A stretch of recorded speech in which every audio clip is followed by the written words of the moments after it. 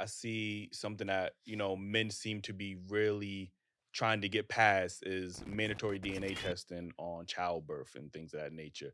Do you think that should be something that should be taken into consideration? Mandatory DNA testing? Yeah.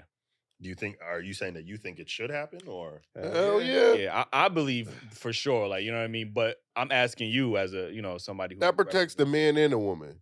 We ain't gotta play no games. I ain't gotta be because I'll give you an example.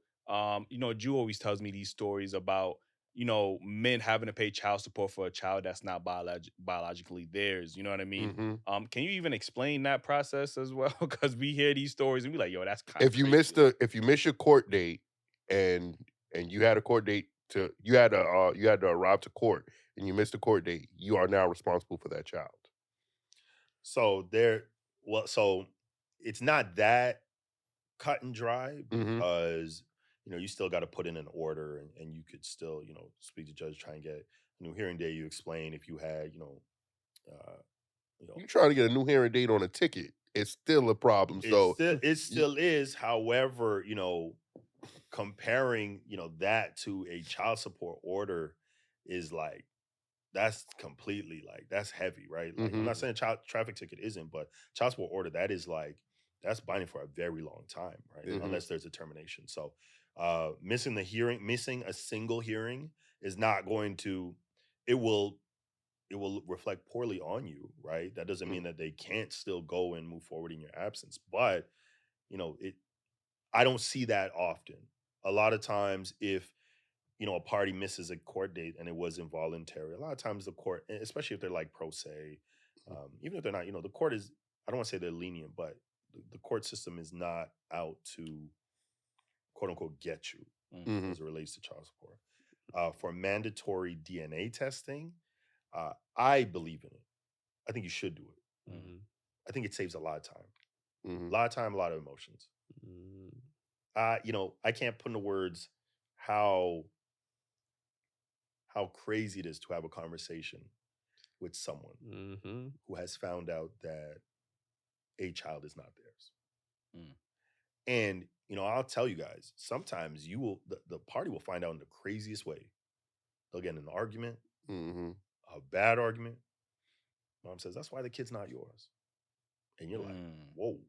Like, some men are doing prison time for child support. Their like, kids is not theirs. You're like, whoa. You know what I mean? And so the thing about that's tough is it's like, so this argument was what took you to tell me that? Like, you couldn't tell me that before? You knew this the whole time. Yeah, and I think that's a very crazy situation.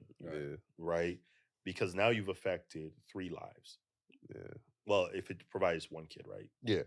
The child, the mom, and dad.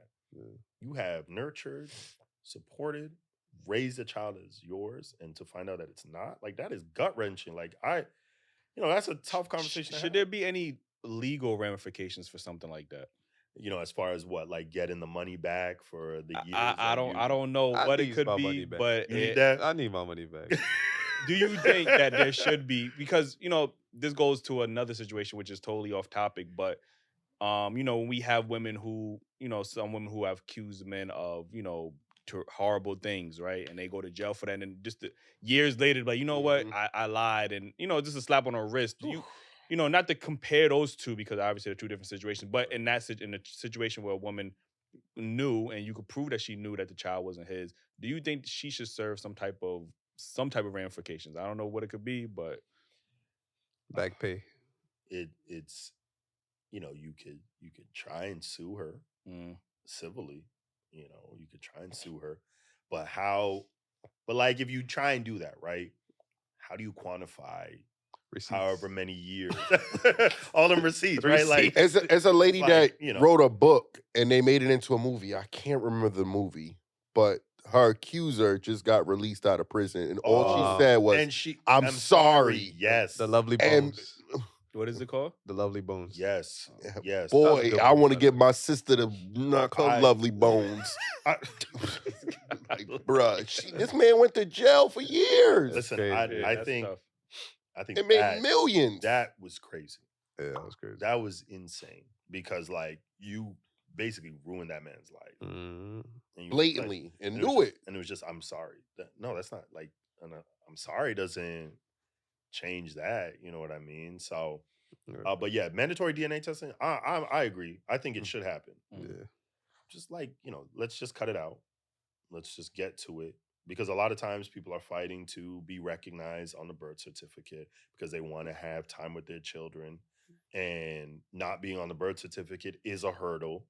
That is an issue. And so if you do the mandatory DNA testing, you knock that out. That's it. It's done. Do you think the courts are preventing that because they get a percentage of the child support from the person rather than having a system where they couldn't get the money? If you get what I'm saying? Nah, because like divorce and and family law like is a very profitable business. Like, it's like in the billions basically. Like, you know what I mean? So it's an expensive process. It's funny because we had a case where mom was supposed to get, well, this was a divorce. Mom was supposed to get 2 copies of their key. It was a Benz. It was an older Benz, right? Mm-hmm. Mom was like, oh, he didn't give me the second key. We got to go to court for it. Da da da. And I was like, okay, let's break this down. You're going to pay me to draft this, go to court, argue this, and then inform. It's cheaper for you to just go and make another key. Just buy a key, right? My philosophy is always just like, if we can avoid my philosophy is if we can avoid the back and forth, like let's avoid it. True. And especially when it like family matters with the kids. I've had clients where I'm like, listen, I get you want me to do this, but like it's money that could go to your kid. Mm-hmm. Like you want to like, this money could go to your kid. You must be making a lot of money to be turning down. you don't be advising them. Like, you know what I mean? You ain't got to do this, man. My man just got some morals, man. Shout out to you, man. That's more hours to build them for. Like, you know what I mean?